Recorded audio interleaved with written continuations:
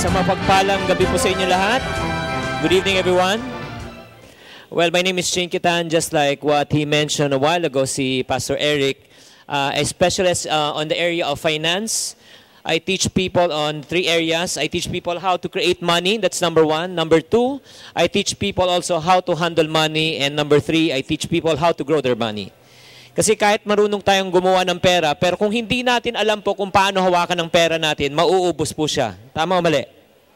Ika nga, gastador, utang na lang ng utang, di ba? Yung pangalawa naman po, kahit na magaling ka humawak ng pera at magaling ka rin, let's say, mag-handle ng pera, pero kung hindi natin alam kung paano palaguin ang ating pera, at the end of our career, mauubos din po. Tama po ba? Marami po ako nakita at na-witness ng mga retirees. Pagka-retire po, they have nothing because they don't know how to grow their money. And then, minention na rin po ni Pastor Eric, na karamihan po sa ating mga kababayan ng mga Pilipino ay lubog po sa utang. Sino po sa atin dito ang may mga utang? Pakitaas sa mga kamay at aminin. At least, umaamin po tayo. Sino po sa inyo na nanalangin na sana mawala na po utang nyo? Pakitaas sa mga kamay. Very good.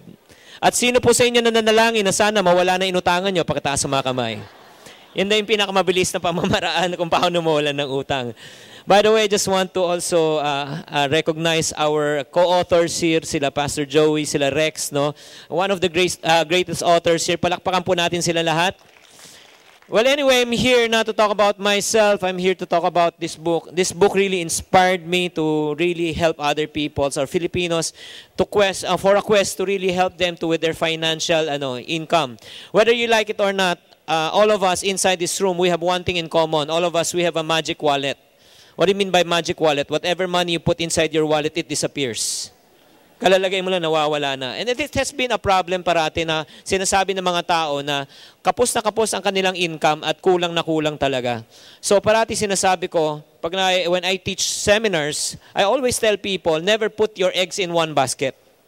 Huwag nyo pong ilalagay lang ang itlog nyo sa isang basket. Kasi kung ang source ang income po natin ay isa lang, pag oras na nabutas po yung basket, tapos na siya. Tama o mali? May kasabihan nga employment is good, but we need cash. Diba? Kaya medyo kapos. That's the reason why I always tell people to diversify in terms of income. And one of the best industry that we can get into right now, especially in the 21st century, yung tinatawag na direct selling business. When I say direct selling business, that includes real estate, insurance, mga Tupperware, yung mga Avon. Kasi ang kagandahan po sa ganung klaseng negosyo, ang puhunan nyo lang po ay laway. Tama? Yung sa real estate. Tama? Papel lang yan, at saka laway. Diba? Insurance, laway din. Pag naubos po puhunan, anong gagawin mo? Iinom ka lang isang basong tubig, bawi na po ulit puhunan. Di ba? Ganun kasimple lang. So ang tanong, pero maraming pumapasok sa ganitong klaseng negosyo, pero maraming pong nabibigo. Tama muli. Sabi, dami ko na sinalihan, wala pa rin nangyari. So parang naging passion ko yan. I've been in the direct selling industry since 1992 to 2006. So I just felt it's time for me to give back to a wonderful industry. Because this industry of direct selling has really helped me to build my dreams. Ang dami ko po talaga natulungan. As a matter of fact, in this industry, I've already helped created 50 people who became millionaires in their own right. But I do believe kasi even though you're rich, even though you're successful, but success without a successor is a failure. Tama po ba?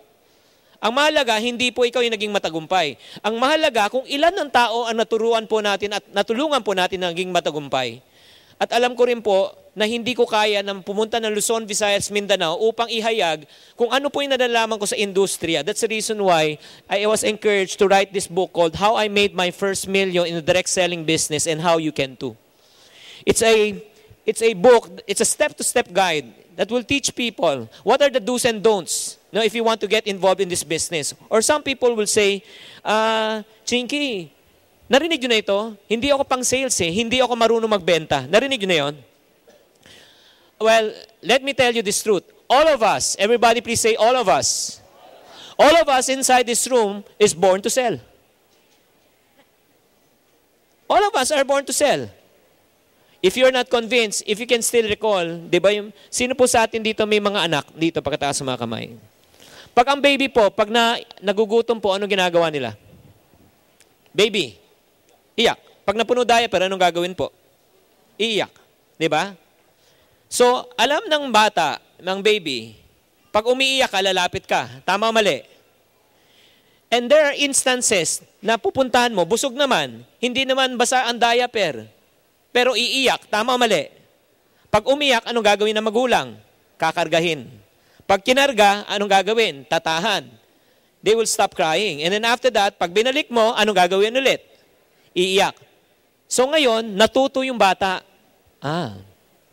If I need the attention of my parents, all I need to do is what? Cry. Naintindihan nyo? The harder they cry, the more attention they get.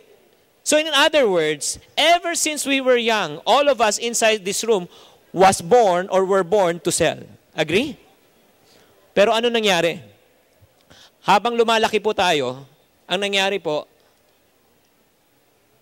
kumakanta isang bata, habang kumakanta yung bata, biglaan na lang sinabi, ang pangit-pangit ng boses, parang punit na lata, kakanta-kanta ka pa. So in other words, because of somewhat bad experiences, some insensitive person said hurtful words, what happened to the potential of the child, he clammed up. Nagkaroon ng hiya. Nagkaroon ng fear of rejection. Nagkaroon ng fear of what? Failure. Agree? That book that I have written, How I Made My First Million, will teach you all the secrets on how you can overcome fear of rejection, fear of failure, fear of what other people might say, fear of the unknown, in terms especially in the area and the field of what? Selling. And I do believe if you understood the principle of selling, kung naunawaan nyo, you can sell anything. You can sell a toothpick to a toothless person. Naintindihan nyo? Because the principle of sales is universal. As long as you believe in a product, you must be a product of the product. And then once you endorse a product, you make sure that the product has its legitimate, what we claim, and yung tinatawag effectivity, you can be effective. Agree?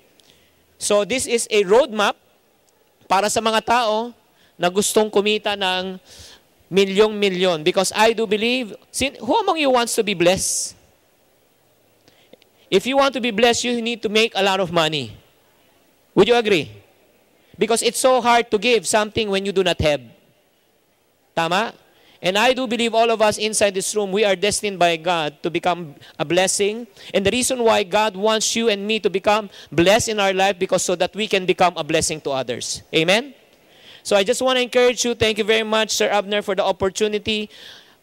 I know it helped a lot of people during the time when I was still active in that business. It helped a lot of people to really reach their dreams, potential, and earn the money. And if you read this, it will also help you. Thank you very much, and God bless you all.